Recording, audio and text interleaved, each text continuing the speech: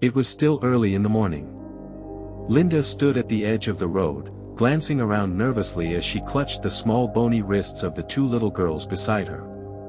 Maya and Mire, just 3 years old, their tiny bodies were covered in handwoven clothes torn in several places, their hair knotted with dirt, and their faces dull and tired. The twin girls looked confused.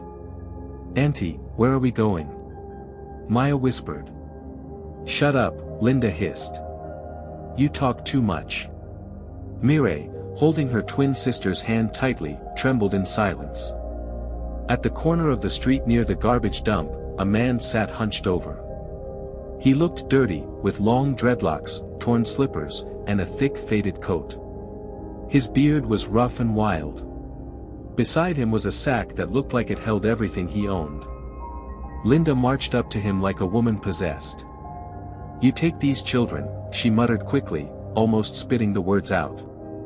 "I don't care what you do with them. Sell them, eat them, I don't care." The man slowly lifted his head. His eyes, though tired and dusty, were calm, too calm. "What are their names?" he asked in a deep voice. "Do I look like I care?" she snapped. "Just take them. And here," she held out her hand, palm up. "Give me something. Anything." The man reached into his coat pocket and brought out a crumpled $5 bill. Linda snatched it like a prize, shoved the twins forward, and walked away without looking back. "Where is Daddy?" Maya cried. "Are you our new uncle?" Mire asked softly, tears lining her eyes. The man stood up, brushed his coat, and gave the twins a soft smile. "No, little ones," he said gently. "From today, I'll be your new father." Just then, a black Mercedes SUV pulled up quietly beside them. The back door opened. A well-dressed driver stepped out and bowed slightly. "Sir, everything is ready," the driver said. The so-called homeless man picked up both girls and whispered, "You'll never suffer again." He placed them in the back seat. The girls stared in awe at the shining car, the soft leather seats, and the man who suddenly didn't seem so poor anymore. As the car drove off, the man pulled out his phone. "It's done," he said calmly. "Prepare the guest wing, call the pediatrician, and tell the nannies to get the girls' rooms ready." His name was Mr. Kenneth Ideal, CEO of Ideal Group, one of Nigeria's largest conglomerates. But no one knew that, not even Linda. Back at the compound, Linda returned home quickly and locked the gate behind her. She waited a few minutes, then burst out of the house screaming, "Help! Somebody help! My husband's twins, Maya and Mire, are gone. I left to buy something in the market, and when I came back, they had disappeared." Her cries pierced the quiet morning, drawing neighbors out of their houses in confusion. "Gone," one woman gasped. "They were just here last night," said another. A few people ran up and down the street, shouting the twins' names. But deep down, most of them didn't believe her story. They had seen how Linda treated the girls, the beatings, the shouting, the times she threw away their food or made them sleep outside.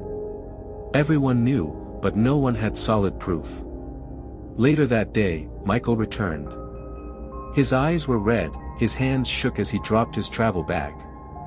"Where are my children?" he asked. Linda collapsed on the floor, crying and rolling in fake agony. "They're gone.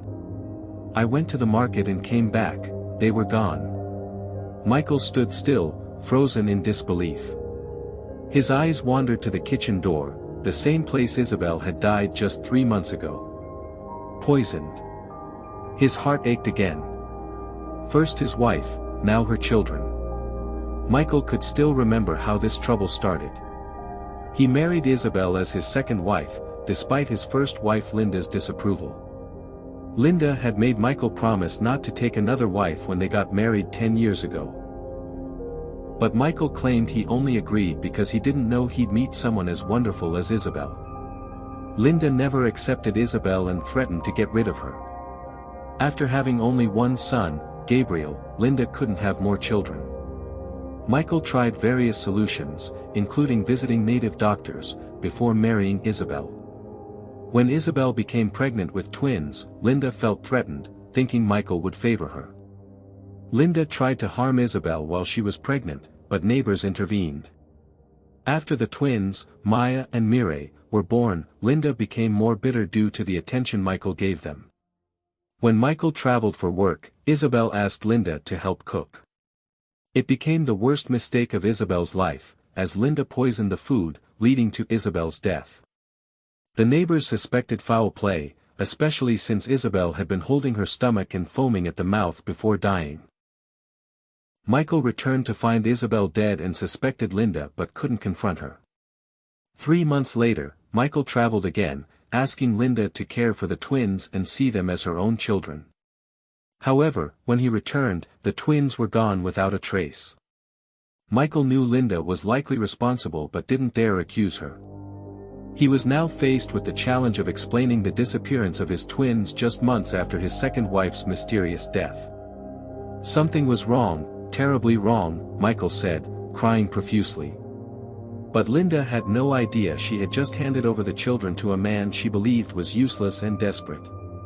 What she didn't know was that man was watching her now through a secret camera installed in his car's dashboard, reviewing everything she said and did.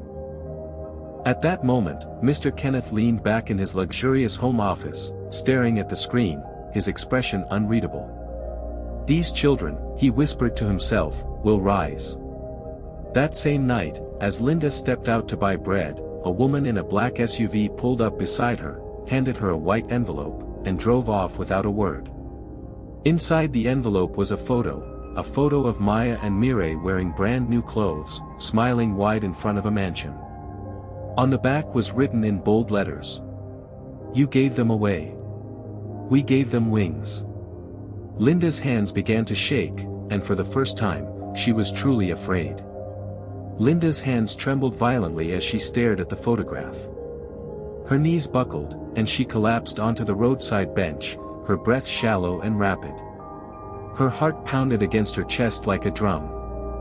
She looked again at the image. Those weren't just any children.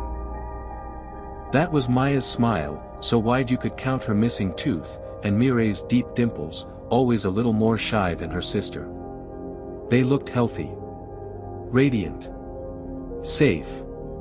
And she had no idea where they were. Her fingers gripped the envelope tightly as a single thought rang louder than her heartbeat. Who took them? She shuffled back home in a daze, locking the gate behind her like always, but this time with a different kind of fear. The kind of fear that creeps into your bones when you realize someone is watching you. Someone powerful. And silent. She didn't eat that night. She couldn't. She barely slept. Every time she closed her eyes, she saw that picture. The mansion. The car. The driver. Those haunting words. You gave them away. We gave them wings. Meanwhile, in a grand estate on the outskirts of Abuja, Mr. Kenneth Iadil watched the girls play in a private garden. A soft breeze rustled the flowers, and their laughter floated through the open windows of his office. Mr. Iadil, his assistant said, entering quietly. The pediatrician has completed the twins' checkup. Malnourished, but otherwise healthy. They're adjusting well. Kenneth nodded, eyes still fixed on the girls. Good. Schedule trauma therapy sessions. Twice a week. Yes, sir. Also, the assistant hesitated.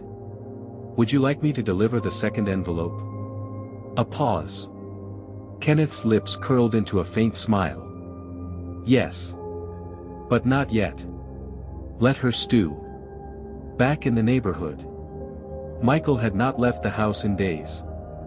He barely ate. The house was too quiet without the giggles of his daughters. He missed the way Maya would wake him at dawn, poking his nose, whispering, "Daddy, the sun is up."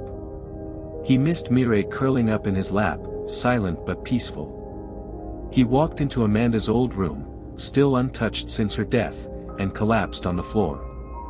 Her picture still sat by the bed. Her scarf still hung on the door. Tears poured freely. "I failed you, Amanda," he whispered. "I should have listened to my heart. I should have protected them." The door creaked. It was Linda. She stood awkwardly, watching him crumble, pretending to cry too. But her eyes betrayed her, they were dry, calculating, shifting. "Michael," she said softly, "we will find them. I promise." He looked up sharply. "Don't make promises you can't keep," he snapped. Then he rose to his feet and walked out, slamming the door. A week later, Linda received another envelope. This time, it was hand-delivered by a young man in a blue suit who didn't speak a word. She opened it with trembling fingers.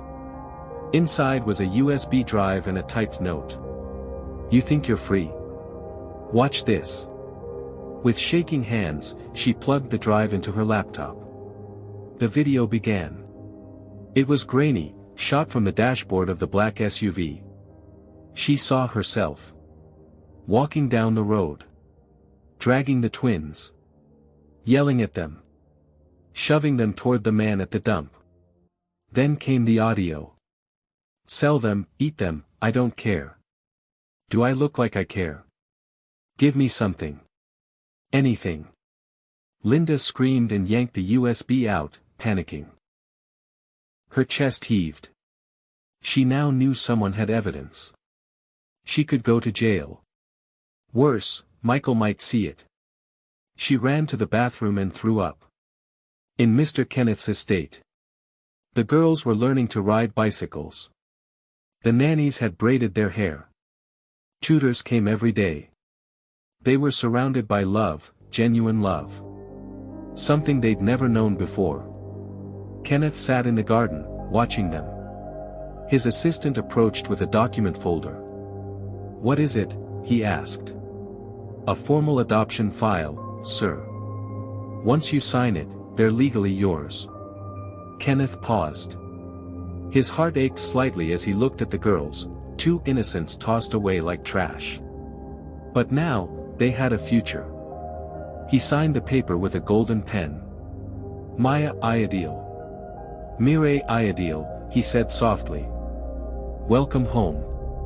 1 month later, Linda woke up to a loud knock. Before she could reach the door, it burst open. Police officers. "Mrs. Linda Okoro," one barked. "You are under arrest for child neglect, endangerment, and attempted murder. You have the right to remain silent." She screamed, wailed, tried to run, but they had her. Neighbors came out, phones out, murmuring. Some shook their heads. Others weren't surprised. Michael stood nearby, watching silently. He had seen the video.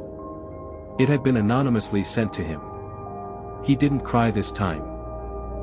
In the Ideal estate, the girls sat nestled on either side of Mr. Kenneth, their tiny legs curled under warm blankets as the glow from the bedside lamp softened the elegant bedroom. The air smelled of lavender and baby lotion, and the world beyond the windows was silent, wrapped in the stillness of night. Kenneth's deep voice floated through the room as he read from a worn copy of The Velveteen Rabbit, a book Amanda, Maya and Mire's late mother, had once cherished. He turned each page slowly, making sure the girls could see the illustrations, even though their heads rested sleepily on his shoulders. Maya, the bolder of the two, looked up with curious eyes that still held the echo of fear, but also the flicker of trust. "Daddy," she asked in a small voice, "where's the lady who gave us away?" Kenneth paused, his finger resting on the edge of the page. He looked down into Maya's eyes, eyes far too old for a child so young. Gently, he placed the book on the nightstand. "She's gone," he said softly, brushing a stray curl from her forehead. "And she'll never hurt you again. Not ever." There was no hatred in his tone. Just finality. Maya seemed to accept that answer. She nodded once, then leaned into him again. On his other side, Mire, the quieter twin, shifted and curled into his lap. Her voice was barely a whisper. "Are we really staying here forever?" she asked, her tiny fingers curling around the fabric of his shirt. Kenneth smiled, warmth blooming in his chest as he wrapped his arms around both girls protectively. "You're not just staying here," he said, his voice thick with emotion. "You belong here. You're home, my angels. Forever." Mire sighed, a long, contented breath, and nuzzled closer. Maya closed her eyes, finally letting go of the tension in her small body. The world, for the first time in their young lives, felt safe. Kenneth remained seated for a while, holding them as they drifted into sleep. He watched the soft rise and fall of their chests, listened to the even rhythm of their breaths. His heart, once hardened by the ruthlessness of business and betrayal, softened in this moment of quiet love. Eventually, he rose, careful not to wake them. He tucked the blankets around them, then bent to kiss their foreheads, one, then the other. He turned off the lamp, leaving only the soft moonlight spilling through the tall windows. He walked slowly across the room and stood by the window, hands clasped behind his back, staring out into the star-scattered night. The estate ground stretched far and wide below, blanketed in stillness, the city lights flickering in the distance. A gentle breeze wafted through the slightly opened window, and Kenneth closed his eyes, inhaling deeply. He thought back to the months he spent disguised among the forgotten, sitting beside trash heaps, speaking in riddles to strangers, watching the raw cruelty of poverty and abandonment. Some had warned him against it. "You're too important," they'd said. "Let social workers handle it." But Kenneth had needed to see it himself. He needed to feel it. And now, he understood. Some might have called him foolish for going undercover in the slums, for living like a beggar when he had more than enough to live like a king. But Kenneth had learned something powerful down there, something that no money or boardroom ever taught him. Real family isn't who you're born to, it's who refuses to let you be discarded. He had chosen these girls, not by blood, but by bond. Not out of duty, but out of love. And in choosing them, they had saved a part of him too, a part he didn't know needed saving. He opened his eyes and looked up at the stars, feeling Amanda's presence in the quiet. He imagined she was watching, smiling. At peace. "These children," he whispered, his voice steady with conviction, "will rise. Not in spite of what they had endured. Not as victims. But as survivors. As daughters of legacy. As flames rising from the ashes. And this time, no one would ever put them out again."